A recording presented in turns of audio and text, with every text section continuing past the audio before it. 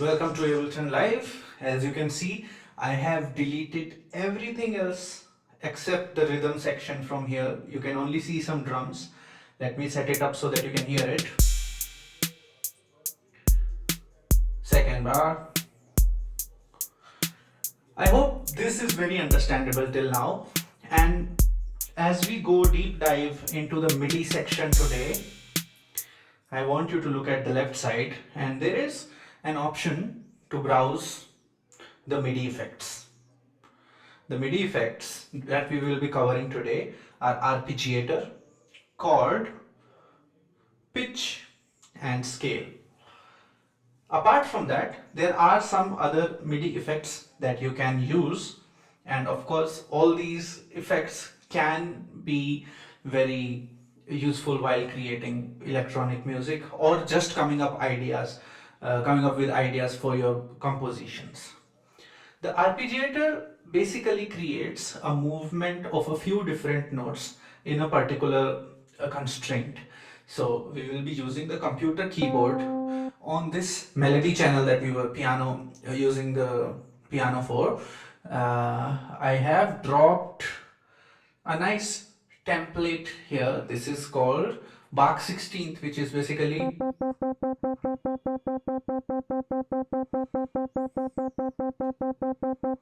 if I just press one key, this is what I get. It has already created a nice rhythmic pattern for me. And let's see if we can record this and come up with something more interesting. As I play,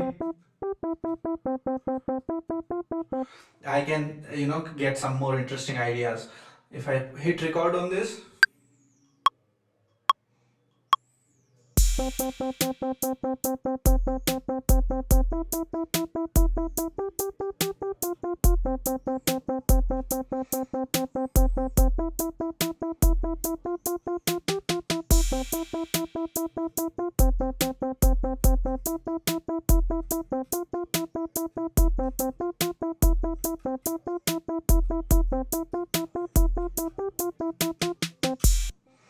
so we have had some bars of interesting ideas. Let's take this ahead because this is a little bit longer.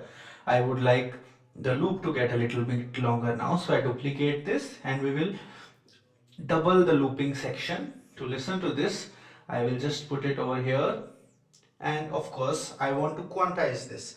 So I select everything and press Command plus U so that you can hear as we go.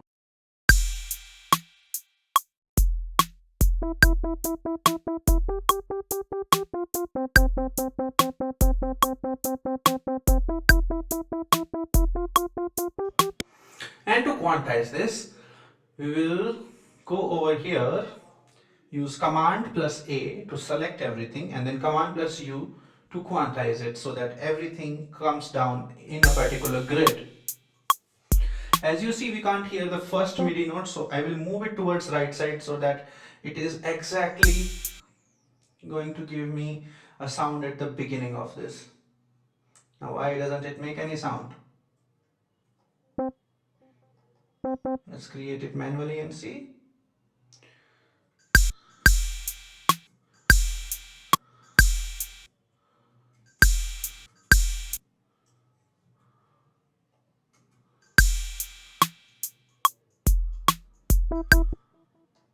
Only the first note sound is not coming.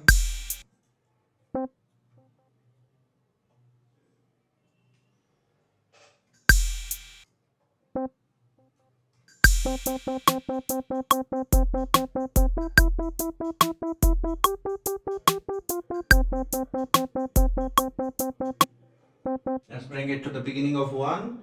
I have corrected that length.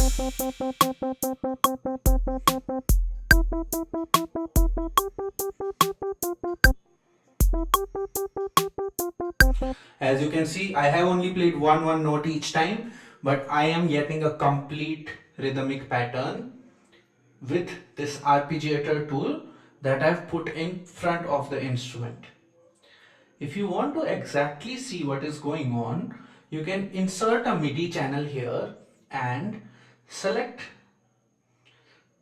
the input to be your piano. If you just hit record here, you can record the pattern that is being played by the arpeggiator after the effects being applied. So you can see there are a lot more MIDI notes going on here.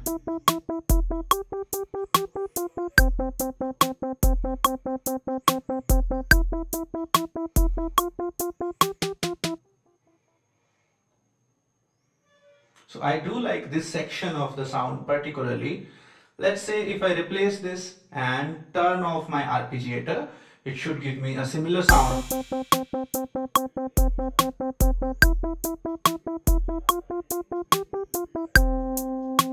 Right? And if I loop this, I can get this going repeatedly.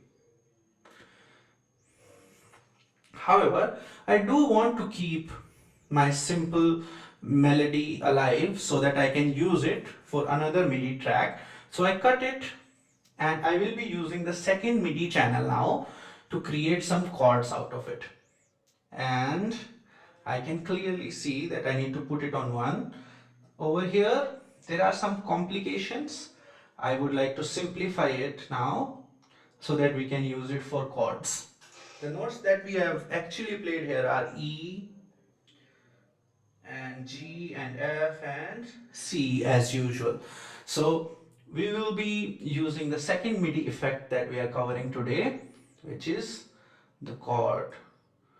And I will be using some fourth chords. You can also use any of these chords, like if you like a major chord to be used, or major seventh chord, or Ligitan, or whatnot. We have a lot of options here. If we need to hear it, we do need to drop a sound over it. So I go to instruments and just select a key. Okay, that sounds great. I need to turn off this and I need to disable the input from here so that it reads the MIDI from the input data that we have printed here.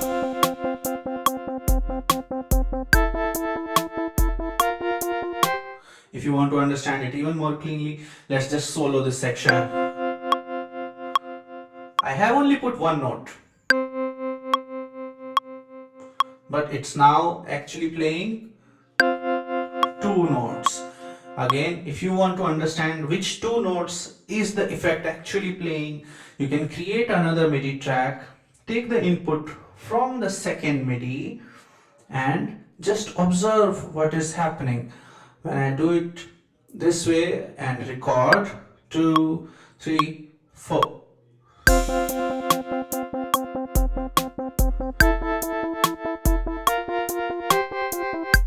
You can clearly see that we have some notes that have been created here. The problem in this effect is that sometimes it goes out of scale with your choice of chords. In that case, you can use an effect called scale.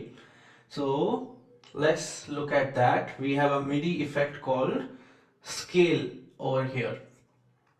This scale effect can keep your chords in a particular constraint. That way it will not surprise you with some notes going out of the scale. I have dropped a major scale here, and now the chords that will be heard will be sticking to the major scale.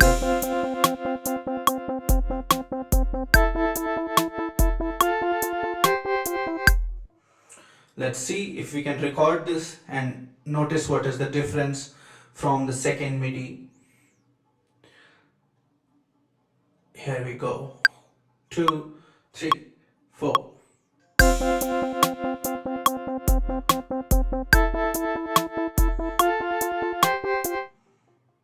I stopped it and we have our notes here. You can see the notes have been changed in that we had a note going in the black keys in an unnatural note. So we used 3 MIDI effects till now. We used an arpeggiator to create a melody like this, and we used this pink clip to actually generate a melodic pattern here, and then we used the same clip to create a chord pattern here. Now let us use this melody to actually create an interesting bass line. For that, we will be using the pitch plugin, or rather the pitch MIDI effect. This is the pitch, and if you open it up, you have an option to bring it down a few octaves, but I will be dropping the original version, which is at 0. I will be turning off the rest of the things for now, because I just want to show you how this behaves. You can see these chords are over here, and here we go. So this is the sound, and if I drop this pitch to, let's say, -12, it goes to the lower octave, which is basically the C under it. If I go and drop it to as low as -128 semitones, it's a very low sound. If I where we usually work is still -36. After that, I just feel like sometimes it loses the character, and this is a very bassy sound that we created out of the same thing. If you want a pattern, of course we can experiment and we can put a arpeggiator over this and create a nice pattern in the bass line. So